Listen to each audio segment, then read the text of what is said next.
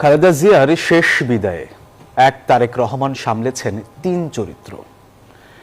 কখনো মাতৃবিয়োগে ক্লান্ত ছেলে, কখনো তার বিপরীতে গিয়ে তিনি হয়ে ওঠেন পরিবারের কর্তা, আর কখনো দলীয় চেয়ারপারসনের মৃত্যুতে কান্ডারিহারা দলের নেতাকর্মীদের পাশে দাঁড়িয়েছেন বটবৃক্ষের মতোই। তারেক রহমানের অবয়বের বাকিটা রিশাদ হাসানের কাছে। ২৬ ডিসেম্বর জিয়া উদ্যান। বাবার সমাধির পাশে দাঁড়িয়ে তারেক রহমান পকেট থেকে রুমাল বের করে তার সেই চোখ মোছার মুহূর্তটা এখনো ঘুরছে সামাজিক যোগাযোগ মাধ্যমে। তার ঠিক ৪ দিন পর সবাইকে কাঁদিয়ে চলে গেলেন বেগম খালেদা জিয়া। আবারও সন্তানের চোখে মুখে বিষণ্ণতা। চেয়ারপারসনের গুলশান কার্যালয়ের স্থায়ী কমিটির বৈঠকে বসে তারেক রহমান হয়তো ভাবলেন আয়ুষ্কালের এত সব বিয়োগের কথা, নিঃসঙ্গতার কথা। ১৭তে বাবা, ৫০-এ ছোট ভাই, আর ৬০-এ হারালেন মা।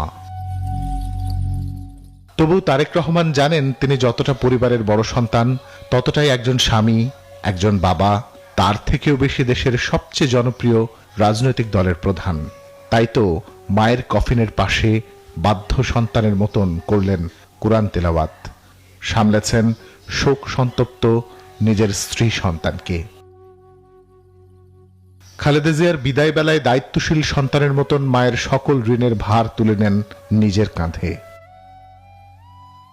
মায়ের কবরে নেমে দাফন হলো মোনাজাত, আরো একবার অশ্রুসিক্ত হলো তারেক রহমানের চোখ। তবেই পাহাড় সম দুঃখ সাথে নিয়ে নেতাকর্মীদের জন্য হয়ে উঠলেন বিএনপির বটবৃক্ষ। এত কান্না, এত শোকেও খালেদা জিয়াকে বিদায় জানাতে আসা বিদেশি অতিথিদের সাথে করলেন কুশল বিনিময়। খালেদা জিয়া যেখানে শেষ করেছিলেন, ঠিক যেন সেখান থেকেই শুরু হলো দলীয় কার্যক্রম।